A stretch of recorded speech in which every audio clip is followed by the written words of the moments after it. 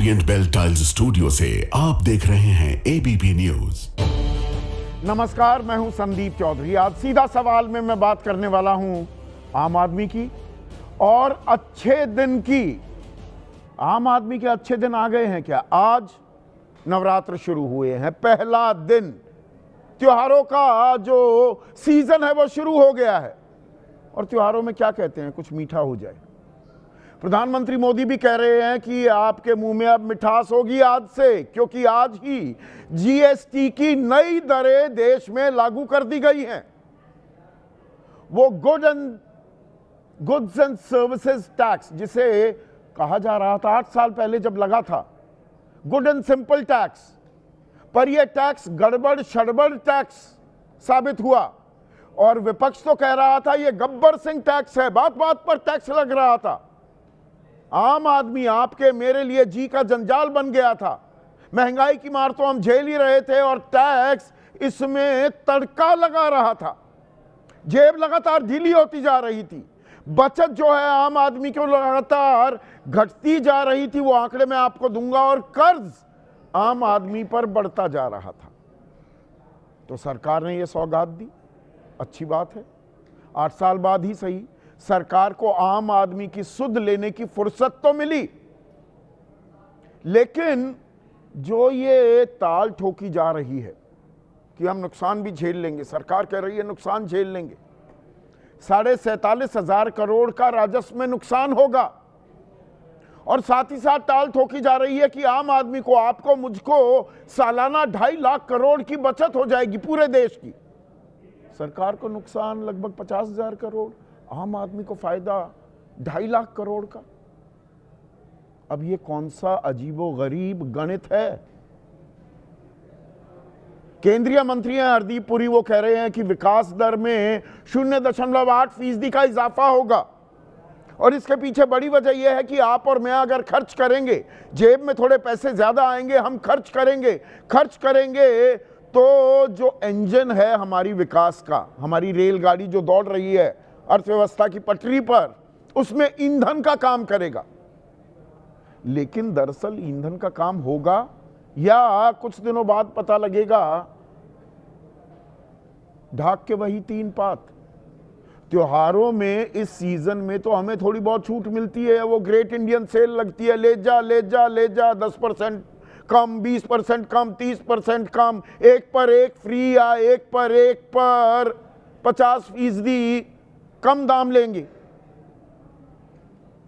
तो इसको थोड़ा मैं ये जीएसटी को डिकोड करने वाला हूं। आपके मेरे लिए ये अच्छी खबर है क्या, या वो अच्छे दिन आएंगे? वो जो सपना दिखाया गया था, ऐसा ही एक और सपना हमें फिर से दिखाया जा रहा है। आपकी राय क्या है? आपके सुझाव और आपके सवाल, जो अब सीधा सवाल के अहम हिस्सा बन चुके हैं, उनका रहेगा इंतजार। 7-5 से लगातार 1 घंटे करने वाला हूं चर्चा, बने रहिए। तो आज हम बात करने वाले हैं उत्सव की। बचत उत्सव शुरू हो गया है। सरकार के दावों की माने तो आपके मेरे अच्छे दिन आ गए हैं। आज से जीएसटी की नई दरें लागू हो गई हैं। अब मोटा मोटा 2 श्रेणी हो गई है टैक्सेस की, 18% और 5%। 40% वाले हैं वो शराब वगैरह, सिगरेट, जो बुरी चीजें हैं, उन पे होना चाहिए ये टैक्स।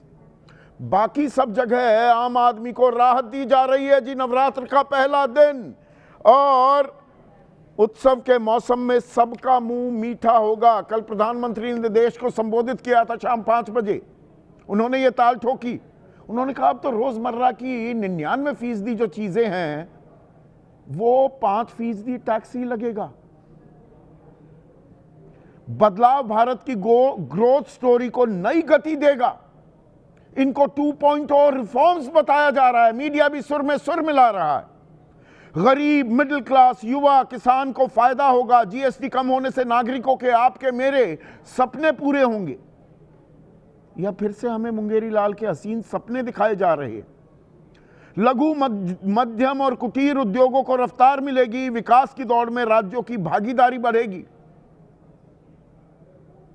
केंद्रीय मंत्री गुरदीप हरदीप पुरी बोल रहे हैं जीएसटी सुधार से जीडीपी में 0.8% की वृद्धि होने की उम्मीद है। शिवराज सिंह चौहान देश के कृषि और किसान कल्याण मंत्री हैं, वो कह रहे हैं मोदी सरकार ने सौगातों की बारिश की है, रोजमर्रा की चीजें सस्ती हो जाएंगी। अरे बहुत अच्छी बात है, पर अब इसमें एक बात मेरे गले नहीं उतर रही, या वो मेरे मोटी बुद्धि में समा नहीं पा रही है। इतना कुछ हो जाएगा या हो सकता था तो 8 साल से ये टैक्स हम पर क्यों लगा रहे थे भाई? 2017 से शुरू हुए ना ये टैक्स, तो 8 साल से लगातार इन टैक्स की मार क्यों कर रहे थे सरकार? अगर गरीब मिडिल क्लास युवा किसान का फायदा होगा तो 8 साल से उन्हें किसानों को, इस तबके को फायदा क्यों नहीं मिल रहा था? लघु उद्यम और कुटीर उद्योगों को रफ्तार मिलेगी तो ये रफ्तार पर रोक क्यों लगाई हुई थी? ये ब्रेक क्यों लगाए हुए थे? इन 8 सालों में दर्शकों 127 लाख करोड़, फिर से गौर कीजिएगा, 127 लाख करोड़ रुपए आपसे मुझसे टैक्स में लिए गए, इसी जीएसटी टैक्स में के जरिए, और इसमें से 64%, 127 लाख करोड़ का 64%, 12 छंग 72, मोटा मोटा 80 लाख करोड़ रुपया, जो 50% नीचे वाली आबादी है, हमारे तबका जो है, जो गरीब लोग हैं, उनसे लिया गया है। अमीरों से तो 3% टैक्स लिया गया, 3%, 4 लाख करोड़ 127 लाख करोड़ में से। और अब कहा जा रहा है कि गरीबों के, आम आदमी के, सबके अच्छे दिन आज गए। पर इन अच्छे दिनों में भी आज पहले दिन एक असमंजस दिखाई दिया। यहां पर ना कानून पहले बाद में बनता है, उसको कैसे घुमाया जाए, उसमें चोर दरवाजे कहां से निकाल लिए जाएं, वो पहले से तय हो जाता है। इसकी एक वानगी देखिए, एबीपी न्यूज ने पूरे देश का मिजाज, पूरे देश का मूड खंगालने की कोशिश की। जीएसटी के पहले दिन क्या पाया, सुनिए। रेल नील की जो बोतल है ये अब 14 रुपए की मिलेगी, लेकिन अभी भी स्टेशन पर आप इसको 15 रुपए की बेच रहे हैं। हाँ सर, 15 रुपए को बेच रहे हैं। अभी मेरे पास कोई रेलवे की तरफ से रेट का नहीं हुआ है कि कितना घटा कितना बढ़ा। जीएसटी कम किया है ना? अभी तो हुआ नहीं ना, पहले क्या है, जीएसटी आज ही तो कम हुआ है। अच्छा, 1 तारीख से दूध आएगा, ये नेक्स्ट प्रोडक्शन आएगा जब ये जीएसटी कम आएगा। तो हम अभी तो पुरानी रेट पर आया रहा, तो मैं कैसे सस्ता दे सकता हूँ? अभी जो भी आएगा अगला रेट तो मैं सस्ते में दे सकता हूँ। अभी तो जो अभी 22 तारीख को आया है तो अभी वही रेट है, पुरानी वाले रेट। जब बढ़ गया तो बढ़ा देते सर, और घट गया तो घटा तो नहीं, पुराना स्टॉक है, ऐसे बोलते, सभी जगह बोलते सर। आज से ही कम हो गया तो बस अभी से तुरंत इफेक्ट पड़ गया।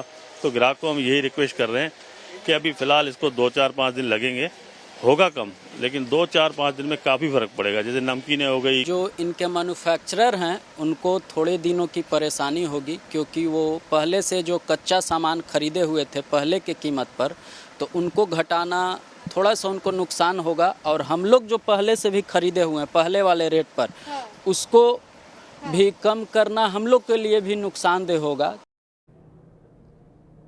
तो कीमतें तो घटी हैं, पर वो आपको मुझको मिलेंगी कब? मिलेगी कब? नॉर्मल तेल होगा, कब राधा नाचेगी, या वहाँ पर जूत बजाओ, झगड़ा करो दुकानदार के साथ, नई रेट लिस्ट भी होगी, पुरानी भी होगी, वो अपने तर्क गढ़ेगा और आपके साथ सिर्फ उठव्वल क्या होगी। ये एक पक्ष है। दूसरा पक्ष भी है, ऐसा नहीं है कि सब जगह ऐसा होगा। अब गाड़ियां हैं, वो सारी बड़ी बड़ी ऑटो मैन्युफैक्चरर्स जो कार, जीप, मोटरसाइकिल बेचती हैं, 350 सीसी वाली की बात नहीं कर रहा हूँ, उससे नीचे वाले जो हैं, वो दामों में जो घटत है, वो कमी ऑलरेडी आ गई है, वो बल्ले बल्ले हो रही है, इसमें भी कोई दो राय नहीं है। मैं पूरी तस्वीर हमेशा आपके सामने देता हूं। वहां पर आपको रिलीफ जरूर मिल रहा है, लेकिन ये रिलीफ जो है, जो राहत है, क्या ये सिर्फ त्योहारों के सीजन तक की है? उसमें तो हमें पहले भी मिला करती थी, और उसके बाद कि जी खर्च बढ़ गया, लागत बढ़ गई है तो कीमतें फिर से बढ़ जाएंगी क्या? वो तस्वीर भी जरा देखिए। जीएसटी स्लैब टॉयज़ के ऊपर 12% था, 12% से घटा के गवर्नमेंट ने 5% कर दिया है। हम लोग बेनिफिट ऑलरेडी पास ऑन करना चालू कर चुके हैं। क्लाइंट के पास अब हम लोग 7.25% का जो डिस्काउंट जा रहा है वो क्लाइंट को फॉरवर्ड कर रहे हैं हम लोग। जो नई नियमावली है उसका पालन कर रहे हैं आप? हाँ, कर रहे हैं। शुरू कर दिया आज से। टैक्स कम हुआ है ना इसमें, बेसिक प्राइस वही है, टैक्स सेविंग हुई है। तो कहीं राहत भी मिल रही है, लेकिन ये कब तक चलेगा खेल? और इस खेल में ये ट्विस्ट कैसे आया? 8 साल से तो सरकार लगा रही थी लगातार, भाई जीएसटी को, तेल और डीजल को, पेट्रोल और डीजल को भी जीएसटी में ले आते। ये मांग इतने दिनों से चल रही है, वहां पर कोई छूट नहीं करेगी सरकार। 42 से लेकर 60% तक टैक्स लगता है पेट्रोल और डीजल पर।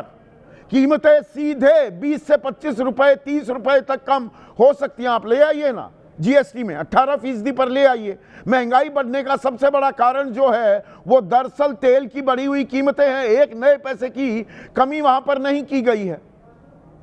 अब विपक्ष हमलावर है। जयराम रमेश कांग्रेस के महासचिव हैं, वो कह रहे हैं ये सुधार 8 साल पहले किया जाना चाहिए था। अमेरिकी राष्ट्रपति ट्रंप ने टैरिफ लगाए तो मोदी सरकार को मजबूरन जीएसटी करने पड़े, कम करने पड़े, सुधार करने पड़े।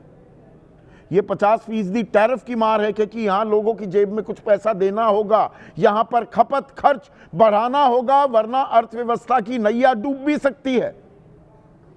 सुप्रिया श्रीनेट कह रही हैं मोदी जी पुराने जीएसटी को ऐसे कोस रहे हैं जैसे किसी और ने लागू किया था। आप ही गब्बर सिंह टैक्स लागू करके 8 साल तक वसूली कर रहे थे।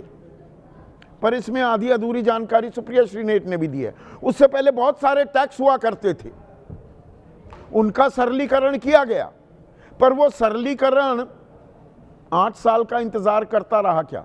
और 2014 से पहले, प्रधानमंत्री बनने से पहले, प्रधानमंत्री नरेंद्र मोदी 2006 से 2014 के बीच कई बार जीएसटी का विरोध करते भी दिखाई दिए कि ना ना ना, संघीय ढांचे पर प्रहार हो जाएगा। ये बातें भी कही जा रही थी। अब जो ये टैक्स आया है, इसमें 47,700 करोड़ का सरकार कह रही है नुकसान हम उठाने को तैयार हैं, आम आदमी का फायदा देंगे। पर साथ में दावा यह किया जा रहा है कि आम आदमी का फायदा 2.5 लाख करोड़ का होगा। तो सरकार को नुकसान 47,000 करोड़ का, आम आदमी को 2.5 लाख का फायदा, 2.5 लाख करोड़ का। यह कैसे संभव है? इसमें दरअसल एक कहानी यह भी है कि जो घरेलू बचत है, जो हम जमा जोखू हम बचाकर रखने वाली कौम है, वो समाज है, 32.1% हमारी अर्थव्यवस्था का हिस्सा हम बचत के तौर पर रखे हुए थे 2013-14 में। 2023-24 में ये घटकर 18% रह गई है। और आम आदमी पर जो कर्ज 2023 में, मार्च 2023 में 3,90,000 रुपए का था, वो बढ़कर 4,80,000 रुपए हो गया है मार्च 2025 में। यानी कि अपनी जमा जोखू बचत को हम खर्च करने पर मजबूर हो रहे थे, ऐसी मार पड़ रही थी महंगाई की और टैक्स की। ऐसे में आज का सीधा सवाल, आम आदमी बेचारा बचत उत्सव ही सहारा, बस इसी से हमारी जिंदगी थोड़ी सी सुधरेगी, संवरेगी। और 8 साल की लूट अब दे रहे छूट। चर्चा में मेरे साथ एनडीए के अहम घटक हैं आरएलडी, उनके राष्ट्रीय महासचिव और राष्ट्रीय प्रवक्ता मलूक नागर, लोकसभा सांसद भी रह चुके हैं। Madhav Anand, student of economics अपने आप को बताते हैं, कॉरपोरेट जगत से भी जुड़े रहे हैं, राष्ट्रीय महासचिव हैं आरएलएम, उपेंद्र कुशवाहा की पार्टी बिहार में। मेरे साथ सलमान सोज हैं, ये भी अपने आप को स्टूडेंट ऑफ इकोनॉमिक्स बताते हैं, राष्ट्रीय प्रवक्ता हैं कांग्रेस के। समाजवादी पार्टी के राष्ट्रीय प्रवक्ता घनश्याम तिवारी, इनके नाम का शॉर्ट फॉर्म ही जीएसटी बनता है, जिस जीएसटी पर आज हम चर्चा कर रहे हैं। विजय सरदाना, देश के जाने माने अर्थशास्त्री, एक और अर्थशास्त्री और सीए भी हैं, शरद कोहली हमारे साथ जुड़े हुए हैं, और एक और अर्थशास्त्री और सीए बीजेपी की तरफ से राजेश शर्मा भी मेरे साथ इस चर्चा में जुड़ गए हैं। तो राजेश शर्मा भाई, सबका मुंह मीठा होगा, उत्सव का दिन, नवरात्रों का दिन, कुछ मीठा हो जाए बड़ा अच्छा है। आपने 2 कर दिए स्लैब्स, ये भी बहुत अच्छा है। 8 साल क्या कर रहे थे? 8 साल बाद याद आई?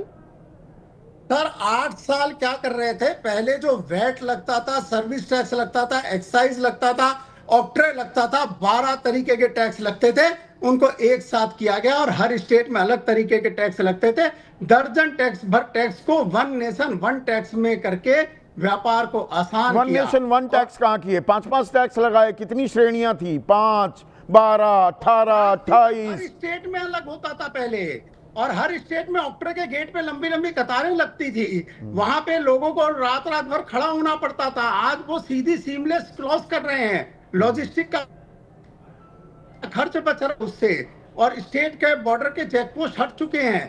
तो ये जो सारी चीजें, इसमें व्यापार आसान हुआ था, और ये सबने माना था। कोई भी आप व्यापारी को पूछ लीजिए जो उसको इतनी रिटर्नें भरनी पड़ती थी, इतने तरीके के फॉर्म भरने पड़ते थे, अलग अलग तरीके के इतने तरीके के टैक्स देने पड़ते थे, वो इकट्ठा एक जगह टैक्स वो देने लगा। सारा बोझ, वो 50% जो नीचे का तबका आबादी का जो था, उसी के ऊपर सारा। अरे सुन तो लीजिए, आंकड़ा गलत दे रहा हूं तो बताइएगा। तो वो सारा बोझ जो बॉटम 50% है हमारी आबादी, जो गरीब तबका है, वो 64% टैक्स देता है ना।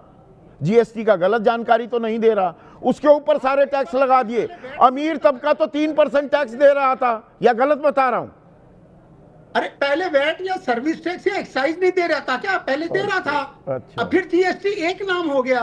अच्छा। उसको लोगों ने गब्बर सिंह टैक्स बोला, कुछ और टैक्स बोला, गड़बड़ सड़बड़ टैक्स भी, झूठ और आरोप लगाए, और लोगों ने उसका फायदा उठाया। ये सरकार हरदम रिफॉर्म ट्रांसफॉर्म करती आई है और रोज बदलाव दिया, और आज ये खुशखबरी है।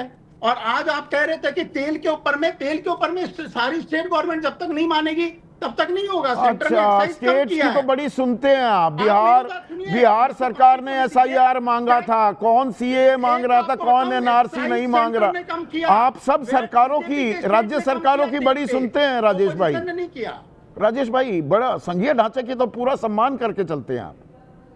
नहीं, यहाँ पे तो जो सिस्टम है, सारे लोगों को अभी भी कॉन्फिडेंस में लेके किया गया कि भैया हमने रेट कम करने हैं। लोगों का जो विरोध था उनको समझाया गया कि भाई इससे हमारा परचेजिंग पावर बढ़ेगा, और परचेजिंग ये 8 साल तक ये दिव्य ज्ञान क्यों नहीं आया?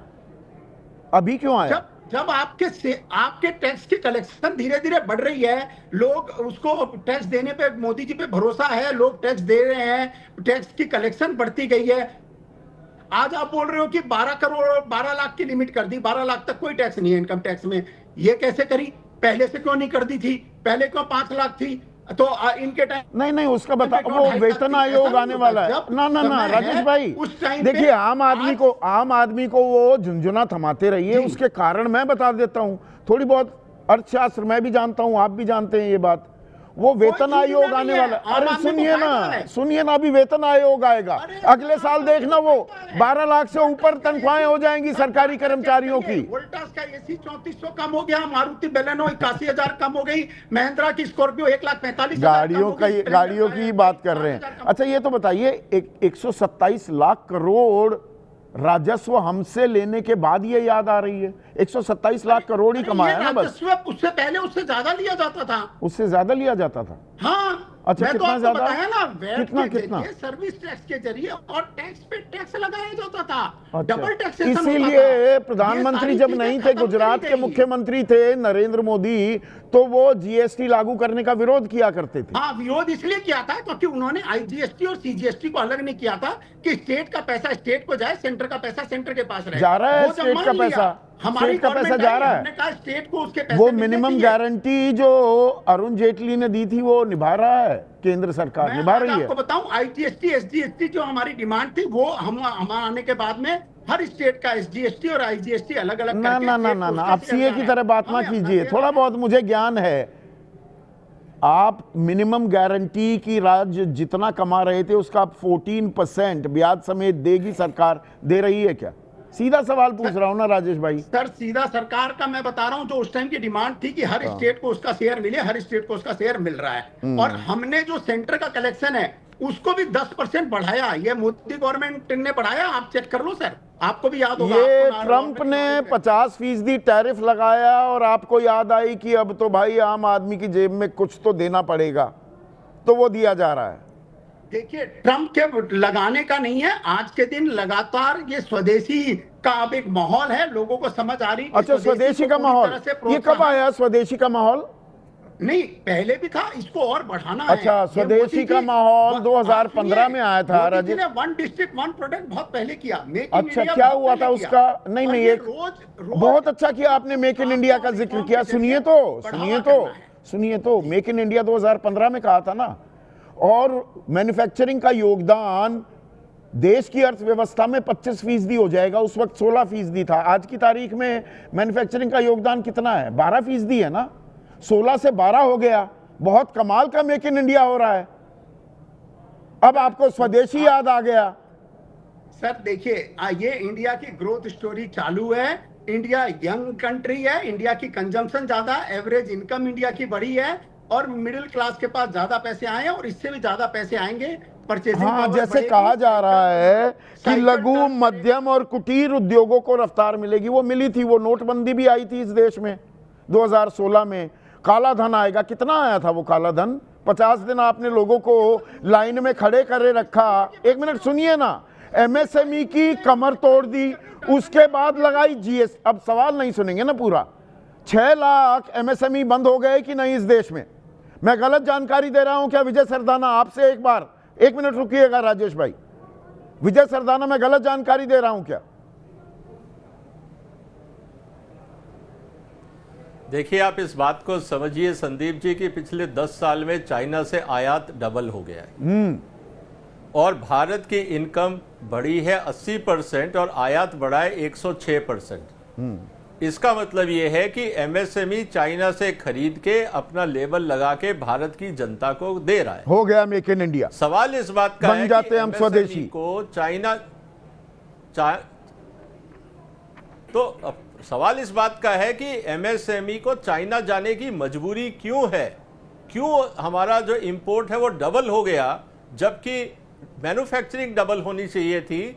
भारत की आबादी बढ़ गई, पर कैपिटा इनकम बढ़ गई, लेकिन आयात बढ़ गया। ये चिंता की बात है। तो ये आपसे यही कंपनियां भारत के कंज्यूमर की जरूरतें पूरी नहीं कर पा रही है। तो ये स्वदेशी का अभी नारा ये मजबूरी में लगाया जा रहा है। स्वदेशी को जमीन पर तो उतारा ही नहीं हमने। उतारा है क्या विजय भाई? देखिए, सबसे बड़ी सवाल इस बात का है कि बाजार में आज भी देसी माल है, आज भी चाइनीज माल है, आज भी विदेशी माल है। कंज्यूमर स्वदेशी क्यों नहीं खरीद रहा है? ये अपने आप में बताता है कि कंज्यूमर को या तो क्वालिटी पसंद नहीं है, या उसको रेट ज्यादा लगते हैं, या उसको वैरायटी नहीं मिलती है। आफ्टर ऑल खरीद तो हिंदुस्तान का कंज्यूमर ही रहा है ना, बाहर तो जा नहीं रहा। और आज भी स्वदेशी कंपनियां हैं भारत में, तो आज वो स्वदेशी का माल नहीं खरीद रही हैं, चाइना का खरीद रही हैं, इसीलिए चाइना से आयात डबल हो गया। विजय भाई, तो आरएसएस में सोचना होगा। आरएसएस से जुड़े एक व्यक्ति हैं, पढ़े लिखे हैं, पत्रकार भी हैं। उन्होंने कल मुझे एक मैसेज भेजा, व्हाट्सएप मैसेज। उसकी आखिरी लाइन में पढ़ रहा हूं। वो कह रहे हैं, मीडिया इस विरोधाभास को बड़े पैमाने पर उजागर करे और इस गंभीर विषय पर एक राष्ट्रव्यापी बहस हो कि सरकार स्वदेशी की बात तो करती है, पर विकसित भारत की रणनीति विदेशी के भरोसे क्यों है? वो ये किस लिए कह रहे हैं कि विदेशी परामर्श देने वाली कंपनियां नाम ले रहे हैं, डेलॉयट, ईवीआई, केपीएमजी, एक्सेंचर, इन सब से हम विदेशी माल कैसे बनाएं सलाह ली जा रही है। सलाह विदेशियों से ली जा रही है। देखिए ये बहुत बड़ी चिंता की बात है। जिस कैमरे पे प्रधानमंत्री जी बोल रहे थे वो भी विदेशी है, जिस कैमरे पे आप बोल रहे हो वो भी विदेशी है, जितने भारत सरकार में सीसीटीवी कैमरे हैं सब विदेशी हैं। जितने मोबाइल इस्तेमाल हो रहे हैं सब विदेशी हैं, जितने कंप्यूटर इस्तेमाल हो रहे हैं सब विदेशी हैं, जिस ईमेल पे आप काम कर रहे हो उसके सर्वर विदेशी हैं। तो हम जब हिंदुस्तान में एक ऑफिस सिस्टम नहीं दे पाए, एक ईमेल नहीं दे पाए, हम एक कैमरे की इंडस्ट्री नहीं बना पाए, जबकि करोड़ों कैमरे हर साल बिकते हैं, तो सवाल इस स्वदेशी बात को का है देखिए, कि सिर्फ हम नारा बुलंद जमीनी करने से हकीकत काम को नहीं चलने वाला है। पर हम थोड़े विषयांतर हो गए थे विजय भाई। सलमान सोज भाई, अगर राहत मिल रही है, और राहत तो मिली है ना आम आदमी को, अब राहत में भी बाल की खाल निकालेंगे, ये पहले क्यों नहीं दी, ये ऐसे गड़बड़ शड़बड़ टैक्स क्यों लगाया था, गब्बर सिंह टैक्स क्यों लगाया था, ये तो आप पैरवी करते घूम रहे थे। जीएसटी तो आपकी देन थी, आप चाह रहे थे वो लागू की मोदी सरकार ने, वो अलग मसला है। नहीं, जो जीएसटी तो हम बहुत पहले से कह रहे थे कि जीएसटी होना चाहिए, लेकिन जो हमारा आइडिया था जीएसटी का वो टोटली डिफरेंट था। इन्होंने जो कॉम्प्लिकेटेड जीएसटी बनाया वो आपके सामने है। देखिए, मैं अगर रेट्स कम हुई तो अच्छी बात है, ये गलत बात है कि रेट्स कम हुई है। आप सही कहते हैं कि आपने जो अपने इनिशियल पॉइंट्स में बोला काफी देर से इन्होंने किया, उसकी बात आपने कर दी, मैं उस पर बात नहीं करूँ। लेकिन मैं आपको एक जो घर पे बैठे लोग हैं उनको एक वार्निंग देना चाहता हूँ। देखिए, जब भी इस सरकार ने, जब भी बीजेपी के लोगों ने आपसे वादे किए हैं, बहुत बड़ी बड़ी बातें हुई। जब आपको याद होगा कि जीएसटी लागू होने से पहले काफी सारी न्यूज स्टोरीज बनी थी कि भाई इसको लागू करेंगे तो जीडीपी ग्रोथ, जो हमारी इकोनॉमी की ग्रोथ है, वो 1.5 से 2 परसेंटेज पॉइंट ज्यादा होगी। आपको याद है? और इकोनॉमिक सर्वे जो उस वक्त निकला था, उस टाइम पे भी इकोनॉमिक सर्वे में कहा गया था कि 1.5 से 2 परसेंटेज पॉइंट, 1.5 से 2% नहीं, 1.5 से 2% पॉइंट वो ज्यादा होगी ग्रोथ। उसके बाद क्या हुआ आपको याद है? शायद याद ना। नहीं, उसके बाद कोरोना काल भी तो आ गया था सलमान भाई। 6.8, सुनिए 6.8, फिर 5.5 के करीब, और फिर 4 से नीचे % की ग्रोथ हुई।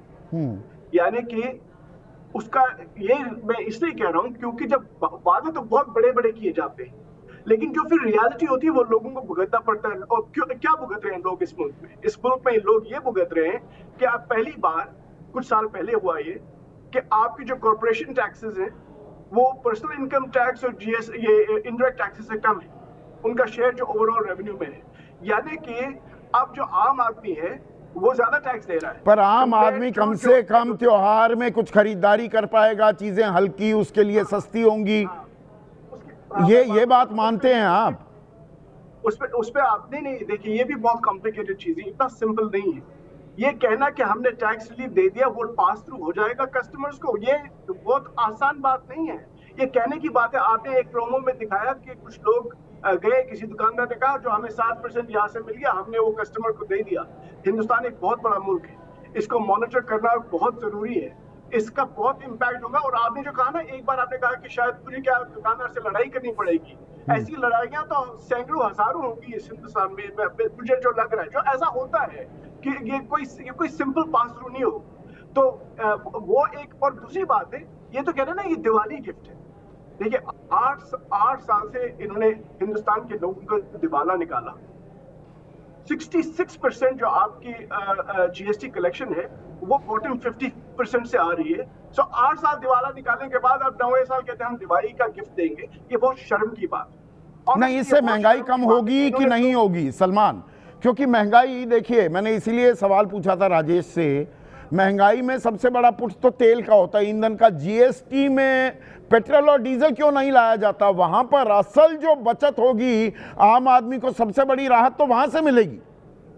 मैं बताता हूँ। देखिए, जब तक फ्यूल जैसी चीजें इसमें नहीं आएंगी तब तक कैस्केडिंग टैक्सेस बनते रहेंगे, इसमें कोई शक नहीं है। लेकिन आपको स्टेट्स के साथ ये काम तो करना पड़ेगा कि किस तरह से हम इसको जीएसटी में ला सकते हैं, क्योंकि स्टेट्स का एक जेन्युइन प्रॉब्लम है। उनका जो इनको कहा गया था कि आप रेवेन्यू प्रॉब्लम हम खत्म करेंगे, रेवेन्यू प्रॉब्लम इनकी बड़ी है। और इस कट से भी स्टेट्स के फिस्कल हालात जो है वो ठीक नहीं रहेंगे, आपको पता होना चाहिए। और बाय द वे, ये सब लोग करते हैं कोऑपरेटिव फेडरलिज्म की बात। अगर उतने कोऑपरेटिव फेडरलिज्म की इनको बात करनी थी तो प्राइम मिनिस्टर को क्या हक था 15 अगस्त को ये अनाउंस करने का? रेड फोर्ट से उनको कोई हक नहीं था, क्योंकि ये जीएसटी काउंसिल का काम है जहां पर स्टेट्स और सेंटर काम मिलकर ये डिसाइड करते हैं। ये नहीं, वो अगस्त में ये घोषणा करने के बाद तो मांग ही बिल्कुल कम हो गई, लोग इंतजार करने लगे कि आने दो, थोड़ी सस्ती मिलेंगी चीजें।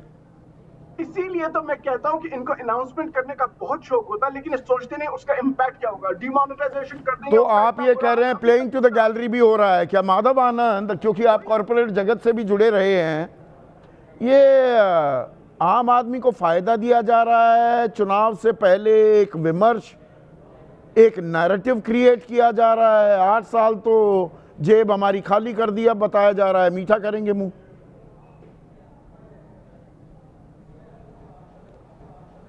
संदीप जी, मैं आपके चैनल के माध्यम से सबसे पहले तो प्रधानमंत्री जी को धन्यवाद देना चाहता हूं कि उन्होंने ऐसा ऐतिहासिक फैसला लिया, और यह जो GST 2.02 का जो रिफॉर्म हुआ है, निश्चित रूप से ये सीधा आम जनता से जुड़ा हुआ है। जनता को डेफिनेटली इसका लाभ मिलेगा, इंडस्ट्री खासकर MSME सेक्टर को इसका लाभ मिलेगा, रोजगार सृजन जो है सो डेफिनेटली बढ़ेगा, और भी बहुत सारे चीज़। देखिए, एक टैक्स रिफॉर्म एक सतत प्रक्रिया है। इतनी चीजें, इतनी खूबियां आपने इस फैसले की गिनवा दी। 2.0 रिफॉर्म भी कर दिया। अरे लेके कौन आया था? आप ही लेकर आए थे। आप ही अब उसमें रिफॉर्म करेंगे। पहले ढंग से सोच समझ कर लाते, इस टैक्स को इम्प्लीमेंट करते।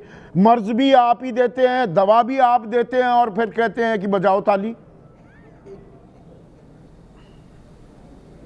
संदीप जी, मैंने पहले ही कहा कि जो टैक्स रिफॉर्म एक सतत प्रक्रिया है, और यह प्रक्रिया लगातार जारी रहता है। किसी की भी सरकार होती है, किसी भी दल की सरकार होती है, tax reform time to time होता रहा है। और आदरणीय प्रधानमंत्री जी ने यह जो निर्णय लिया, ये एक सराहनीय कदम है। आप विपक्ष के चश्मे से अगर इस चीज को देखेंगे तो विपक्ष कभी इसका समर्थन नहीं करेगा। मेरे पास अपना चश्मा है, और अपने चश्मा खरीदने के लिए ठीक ठाक पैसे भी कमा लेता हूँ बिना किसी से लिए।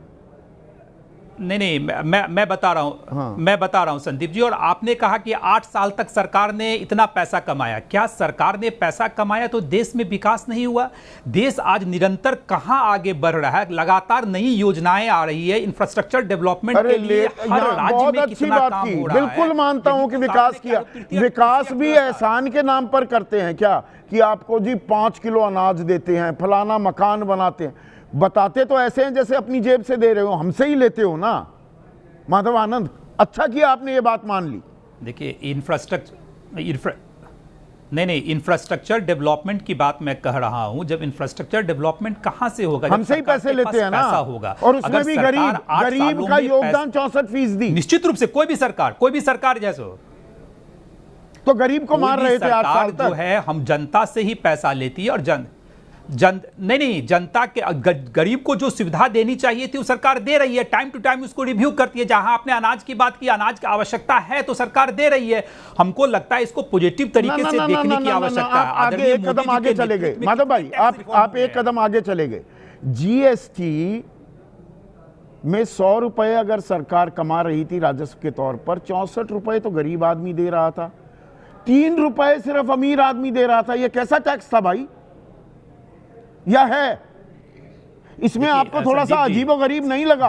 अमीर जो लोग हैं वो सिर्फ 3% योगदान, गरीब से 64 रुपए ले लिए 100 में से।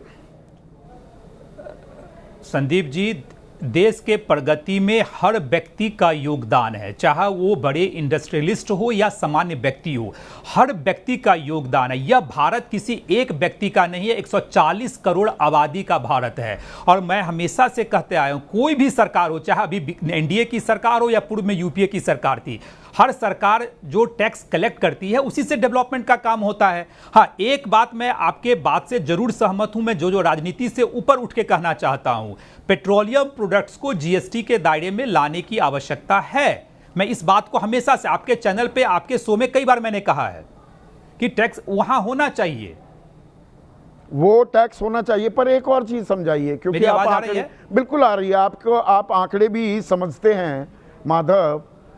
अब 47,700 करोड़ रुपए का राजस्व में कमी आएगी। सरकार कह रही है ये आंकड़ा ठीक, यानी कि हर महीने 12 चौक 48 4,000 करोड़ रुपए कम राजस्व अर्जित करेगी सरकार। 2 लाख करोड़ इस वित्तीय वर्ष में माहवार पैसे कमाए जा रहे हैं। 2 लाख करोड़ ले रहे थे टैक्स में, 1,96,000 करोड़ अब भी ले लोगे। बता ऐसे रहे हो कि पता नहीं क्या बांट दिया, ऐसा क्या खजाना खोल दिया।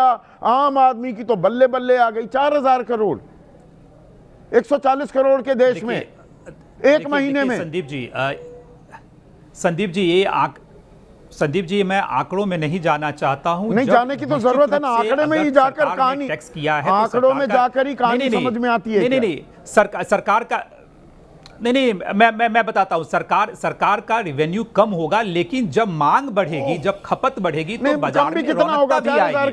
जब रौनकता आएगी तो निश्चित रूप से जो है सरकार 4000 करोड़ तो आजकल 2 कार्यक्रम में बिहार में चुनावी बड़े कार्यक्रम में ही 1000-2000 करोड़ तो खर्च हो जाते हैं ना। गलत तो नहीं कह रहा मैं। संदीप जी आपके बातों से, आपके डेटा से मैं कहीं भी डिनाई नहीं कर रहा हूं। टैक्स रिफॉर्म एक सतत प्रक्रिया है, हम लोगों को इसका स्वागत करना चाहिए और भी सुधार की आवश्यकता है। मैं तो बोला है, मैं पॉलिटिक्स से ऊपर बोल रहा हूं कि पेट्रोलियम प्रोडक्ट्स को जीएसटी के दायरे में नहीं महंगाई कम हो जाएगी। नहीं तार्किक बात कर रहे हैं आप माधव, ये बात बिल्कुल आपकी जायज है। I will give the credit where it is due, पर जीएसटी आप ही के नाम पर ये चर्चा भी हो रही है। भाई लोग कह रहे हैं कि चलिए देर आए दुरुस्त आए, देर से ही आए तो दुरुस्त हैं।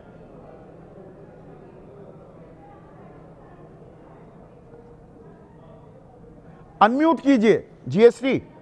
नमस्कार आपको, दर्शकों को और को पैनलिस्ट को। सबसे पहले नवरात्रि की सभी को शुभकामनाएं। 3 बातें अहम हैं। पहली बात कि जीएसटी के अलग से जुड़ी हुई अलग अलग समस्याएं हैं जो कि एक फ्रैंकेस्टाइन इस सरकार ने क्रिएट किया है।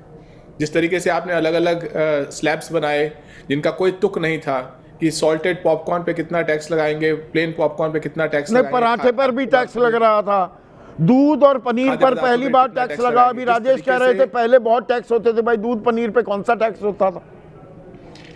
मुझे आपकी आवाज साफ नहीं आ रही तो मैं अपनी बात पूरी कर लेता हूं। करिए प्लीज।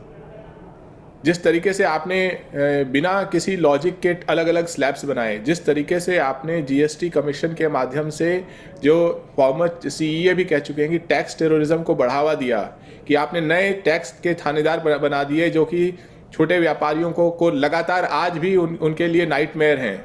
जिस तरीके से एकेडमिक इंस्टीट्यूशंस को रिसर्च से जुड़े हुए जीएसटी के नोटिस आए, जिस तरीके से राज्यों का जीएसटी के चलते नुकसान हुआ उसकी भरपाई आपने नहीं की, जिस तरीके से आपने सेस और सरचार्ज लगाए जो आपने राज्यों को नहीं दिए, तो जहां पर जीएसटी नाम का इस फ्रैंकेनस्टाइन ने देश का नुकसान किया, गरीबों का नुकसान किया। अलग अलग रिपोर्ट्स ने बताया कि 50% से लेकर 65% तक जीएसटी गरीब लोग दे रहे हैं, जो 50% से कम। 64% दे रहे हैं भाई, आंकड़ा है बाकायदा, सरकार मानती है इस आंकड़े को।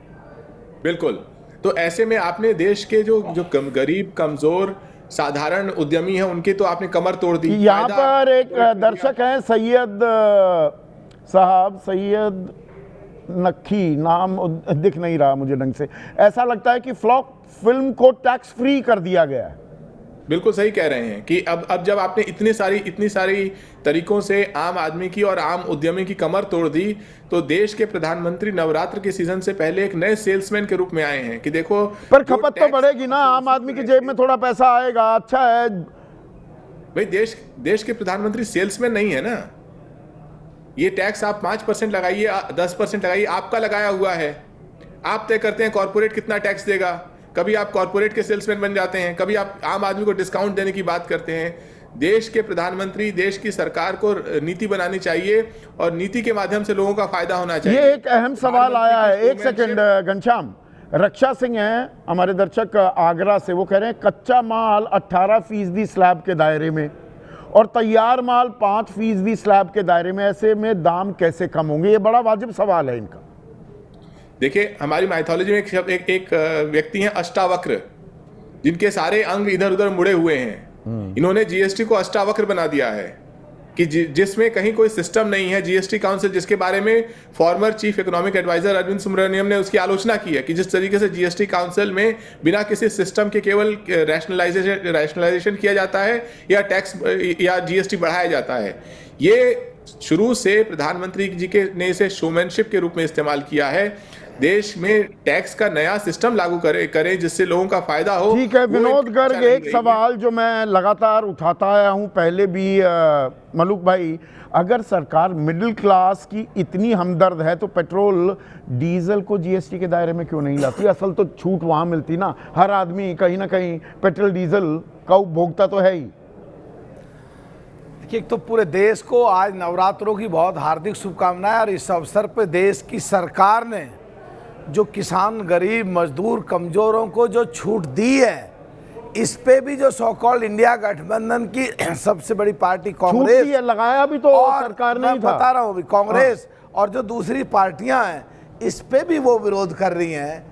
इस पे क्या चाहती हैं? जहां तक आपका प्रश्न, लगाया भी तो है। और क्या लगाया भी आपने, आप हटा रहे हैं तो कह रहे हैं ताली बजाओ। बिल्कुल, ये आप ही के शो पे इसी विषय पे कुछ दिन पहले मैं मौजूद था। वहां पंजाब के फाइनेंस मिनिस्टर ने, चीमा साहब ने ये कहा कि जिस साल 2017 में ये लगा था, हमें जो घाटा हुआ था वो सरकार ने, भारत सरकार ने दिया नहीं। सुल्तान सहारन है ये नौहरवासी, सुनिए ना, राजस्थान के, वो कह रहे हैं क्या गजब नीति है, 8 साल तक टैक्स टॉर्चर और अब राहत देकर उत्सव।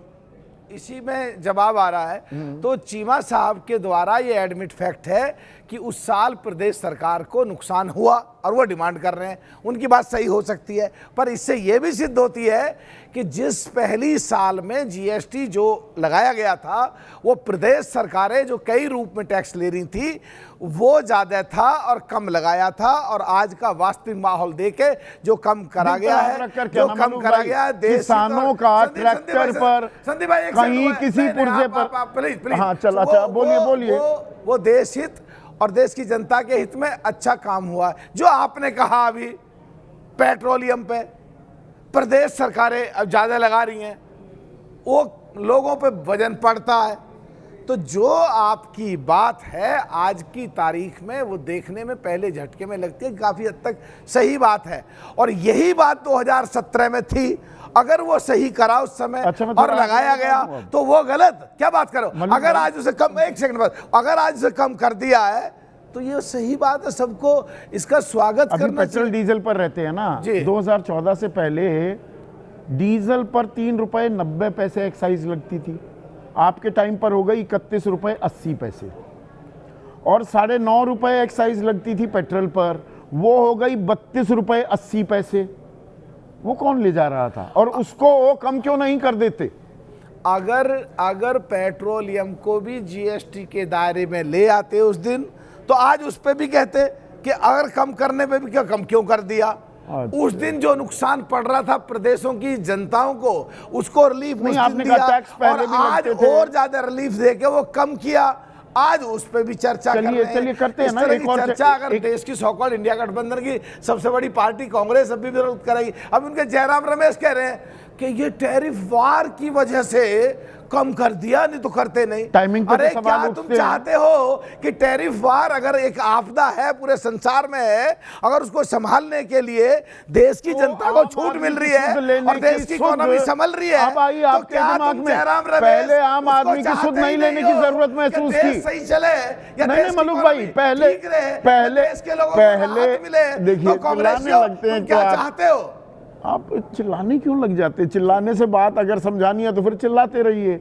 मैं ये कह रहा हूं अभी क्यों सुध लेने की, अगर वो राजनीतिक आरोप लगा रहे हैं जयराम रमेश, अभी क्यों याद आई? नहीं, चिल्लाने की बात तो ये, आप बीच में आ जाते हो तो आपकी बात में बोला कैसे, इसलिए जोर से बोलनी पड़ती है, थोड़ी बहुत हमारी आवाज भी चली जाए। आप तो एनकरेजमेंट कर ही देते हो। मैं कह रहा हूं जयराम रमेश जी को ये दिक्कत है कि देश की अर्थव्यवस्था कैसे संभले, या जयराम रमेश को ये दिक्कत है, ये दिक्कत है कि देश की जनता को रिलीफ क्यों दिया, या जयराम रमेश को ये दिक्कत है कि राहुल गांधी को फ्लॉप होने के नजदीक पहुंच के अगर देश की जनता को रिलीफ दे दिया, देश की जनता खुश, देश खुश। अब तुम बीच में क्या ले रहे हो जयराम रमेश जी? अच्छा, किसानों की थोड़ी बात कर लें। आपने कहा टैक्स पहले भी लगते थे। अच्छा, ये पुर्जों पर, किसी पे टायर पे 28%, रोटावेटर पर 18%, थ्रेशर पर, फलाने पर, वो इतने टैक्सेस पहले लगा करते थे। देखिए, जो अगर इनको 2017 में हम जाएंगे, नहीं लगा करते थे क्या? मैं सीधा पूछ रहा हूँ। बहुत सारी चीजों पे लगते थे। अच्छा, वो इतने अलग अलग, हाँ अलग अलग टैक्सों के नाम थे। खेती की लागत लगभग 2 गुना नहीं हो गई है। मैं जवाब दे रहा हूँ, पहले एक का जवाब ले लो, एक का जवाब आया, दूसरा पूछ लो, दूसरा का जवाब तीसरा पूछ लो, तीसरा का चौथा पूछ लो।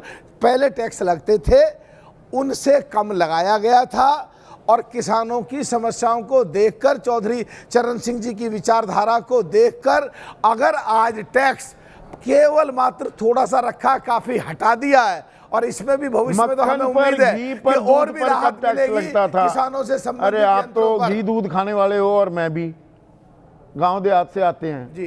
घी दूध पर, मक्खन पर टैक्स कब लगता था? देखिए पहले आपको पता नहीं, शायद मेरा तो ये बिजनेस भी है, मैं तो जानता हूँ, पहले भी सेल्स टैक्स लगता था, उस पर फिर सेस टैक्स लगता था, और जितना जीएसटी लगाया था उसके इक्वलेंट ही बैठता था, और आज वो कम कर दिया है। और कम करने पर भी अगर दिक्कत है किसी को, इन कांग्रेसियों को, तो ये क्या चाहते हैं? ये फ्लॉप हो जाएंगे बिल्कुल अगर ऐसे ही अच्छी बात का, किसानों के हित के, गरीबों के हित के, देश के हित की बात करेंगे तो बिल्कुल खराब हो जाएंगे। शरद कोहली, ये मजबूरी में टैक्स रैशनलाइजेशन हो रही है जिसे 2.0 कहा जा रहा है, इसे रिफॉर्म का नाम दिया जा रहा है, लेकर आप आए, उसमें अब सुधार कर रहे हो तो उसे रिफॉर्म बताकर तालियां बटोर रहे हो, कैसे देखते हैं आप?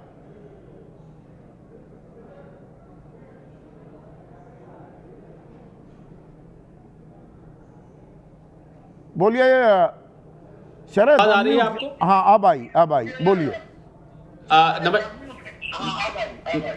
नमस्कार संदीप, पहले तो देखिए आपका एक सवाल जो बार बार उठा के इसको पहले ये लूट मची हुई थी अभी क्यों आया, मैं उसका जवाब दे देता हूं क्योंकि मैं अर्थशास्त्र और टैक्स की दुनिया से आता हूं। टैक्स एक इवोल्यूशनरी प्रोसेस है, धीरे धीरे करके इवॉल्व होता है। 8 साल किसी टैक्स की उम्र में संदीप बहुत कम समय होता है। पहली बात, आप उदाहरण लेता हूं, इनकम टैक्स एक्ट का 1961 में आया था, आज 64 साल का हो चुका है। आज भी उसमें बदलाव आए हैं, कितनी सरकारें आई, कितने प्रधानमंत्री, वित्त मंत्री बदले, अब अगले साल जाके नया इनकम टैक्स आएगा। तो मुझे लगता है, और दूसरा जो टैक्स की कलेक्शन होती है ना संदीप, वो टैक्स की कलेक्शन 70%, जीएसटी की बात कर रहा हूं, 70% राज्यों के पास जाती है। जब कटौती की बात आती थी तो राज्य ये प्रश्न उठाते थे कि हमारा राजस्व पहले ही गिरा हुआ है, वो और ज्यादा गिर जाएगा। तो मुझे लगता है कि टैक्स के पैटर्न को स्टडी किया जाता है कि किस आइटम से कितना टैक्स आ रहा है। जब ये आकलन हो जाता है उस समय ये निर्णय पे पहुंचा जाता है कि अब हम इस पोजीशन में है कि इसको काट सकते हैं 1.5 साल शरद, ये जो इतने बड़े रिफॉर्म, एक मिनट, फिगर्स में the devil lies in the detail. 47,700 crore का नुकसान होगा राजस्व में, मोटा मोटा हर महीने 4,000 करोड़ कम राजस्व अर्जित होगा जीएसटी से। इसमें ऐसा कौन सा बड़ा तूफान होगा, कितनी बड़ी राहत हमें मिल जाएगी? 2 लाख करोड़ रुपए अगर सरकार कमा रही थी जीएसटी में, अब वो 1,96,000 करोड़ कमाएगी। यही है ना मोटा मोटा गणित। तो यही आपके सवाल में ही संदीप आपका जवाब छुपा हुआ है, क्योंकि अब हम इस पोजीशन में है कि जो लॉस होगा वो लॉस उतना नहीं होगा, तो हम अब इसको राहत दे सकते हैं। 4,000 करोड़ के मुंह में जीरा, 4,000 करोड़ रुपए के लिए इतनी बड़ा इसको बचत उत्सव के तौर पर जो पेश किया जा रहा है, 4,000 करोड़ रुपए की बचत, वैसे बताया जा रहा है देशवासी 2.5 लाख करोड़ बचा लेंगे। 2.5 लाख करोड़ कैसे बचा लेंगे? 47,000 करोड़ ही तो राजस्व में नुकसान है। इसमें संदीप आयकर की जो 12 लाख की रिबेट मिली है, अब वो तो भी फिर इस तो amount क्या में है। फिर तो ये तो आंकड़ों की बाजीगरी हो गई ना, क्या क्या जोड़ दोगे फिर तो? जीएसटी का बताइए ना, जब जीएसटी की बात होती है तो जीएसटी से कितने बचेंगे? रिबेट्स इस साल दी गई हैं। अरे देखिए जीएसटी से जो 47,000 करोड़ का आंकड़ा आप बता रहे हैं ना, देखिए मैं जो सरकार कोई भी आंकड़ा दे देगी मैं उसको ऐसे थोड़ा मान लूंगा। तो आप कई चीजें जोड़ रहे हैं ना, जीएसटी से नहीं बचेंगे ना। देखिए स्पेंडिंग पैटर्न पे डिपेंड करेगा संदीप, जितना आप खर्च करेंगे उतना बचाएंगे। अच्छा, इसमें एक और चीज बताइए, इसमें जो होशियारी और चालाकी जो होगी, क्योंकि आप देश के इतने बड़े सीए हैं, अब जैसे 18% हेल्थ इंश्योरेंस आजकल सब कराने लगे हैं, सबको कोरोना की मार ऐसी झेली पूरे देश ने, अब वो ज़रूरी हो गया है कि आप स्वास्थ्य बीमा कराएं। अब फर्ज कीजिए कि 20,000 रुपये में दे रहा था हेल्थ इंश्योरेंस के लिए 15 लाख रुपए पर, उसमें 16,950 रुपये का प्रीमियम था, 18% 3,050 रुपये में दे रहा था जीएसटी के, कुल मिलाकर 20,000 रुपये। अब क्या मैं 16,950 ही दूंगा, या जो दरअसल कंपनीज हैं वो अपने एजेंट्स और उन सबको रिवर्ट जो ले लेती थी जीएसटी का वो बांट देती थी, अब उनको देना पड़ेगा सीधा? तो कान सीधा नहीं घुमाकर मुझे देने 20,000 ही पड़ेंगे। वो ऐसा नहीं कि 3,050 रुपये मेरे बच जाएंगे। बिल्कुल, ये हिदायत इंश्योरेंस कंपनीज को दी गई है कि आपको ये सारा बेनिफिट पास ऑन करना है। आप अपने इनपुट टैक्स क्रेडिट जिसको कहते हैं, अच्छा वो तो मान जाएंगे, वो बहुत शरीफ कंपनियां बहुत शरीफ होती हैं, आप जानते हैं, आप मुझसे बेहतर जानते हैं। कंपनियां मान जाएंगी, सरकार ने कह दिया और वो मान लिया। दे देता हूं मैं संदीप जवाब दे देता हूं। सीजीएसटी एक्ट में एक सेक्शन 171 है।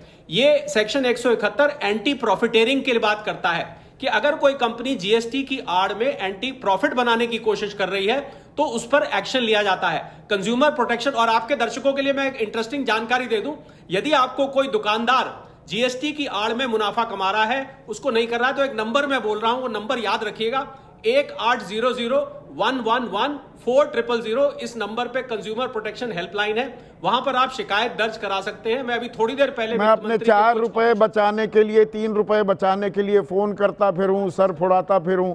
क्या ये संभव है या ये जिम्मेदारी भी सरकार की? एक छोटा सा कमेंट आप ऐड करना चाह रहे थे। I am totally running out of time. Salman Soz. नहीं, मैं ये कहना चाहता था, इन्होंने कुछ फैक्चुअल मिस्टेक्स इनकी जो हमारे सीए साहब थे, ये कहते हैं 30% सेंटर को आता है जीएसटी का। गलत है। सेंटर को बहुत देर तक तो 50% के करीब आता था और अब 40% के ऊपर सेंटर को जाता है। और दूसरी बात, जो हमारे जो दूसरे साथी थे वो आरएलडी के हैं, उस वक्त लिखा था आरजेडी, ये आरएलडी के हैं, ये कांग्रेस को बहुत कोस रहे थे। मैं इनको सिर्फ ये कहना चाहता हूँ कि देखिए, अगर इतनी तरक्की हुई है हिंदुस्तान में मोदी जी के टाइम में, तो ये बताइए कि प्राइवेट इन्वेस्टमेंट भी डाउन है, आपके पर्सनल सेविंग्स भी डाउन है, आपकी कंजम्पशन, जिसको आप कहते हैं कंजम्पशन, बड़ा मार्केट है कंजम्पशन जहाँ पे बढ़ रही है, वो अच्छी बात नहीं है हिंदुस्तान के लिए, क्योंकि इन्वेस्टमेंट। ठीक है, आपको 15 सेकंड देना पड़ेगा। आप ये 1 मिनट सलमान, देखिए फिर आप आरोप लगा देते हैं। लास्ट कमेंट के लिए मैंने आपको बोला था, प्लीज। नहीं, वो दूसरे को रिस्पॉन्ड करने के लिए कहना पड़ेगा ना सलमान, बोलिए। नहीं, हटाइए, सामने रखिए मलूक नागर को। मनमोहन सिंह जब प्रधानमंत्री थे, उन्होंने कहा देश की अर्थव्यवस्था 2040 तक चौथे नंबर पर आएगी, वो 2025 में आ गई। और राहुल गांधी जी संसद से बाहर निकलते कहते हैं देश की इकोनॉमी डेड। अरे कांग्रेस की इकोनॉमी तो कम से कम डेड में तो बताओ, अपने सरकार के समय में ठीक कर लो। हो जाएगा ना। कंक्लूडिंग कमेंट चाहिए था। आम आदमी के अच्छे दिन आएंगे क्या? सवाल दरअसल यहां पर टिका हुआ है। आज बस इतना ही। अब नजर हेडलाइंस पर।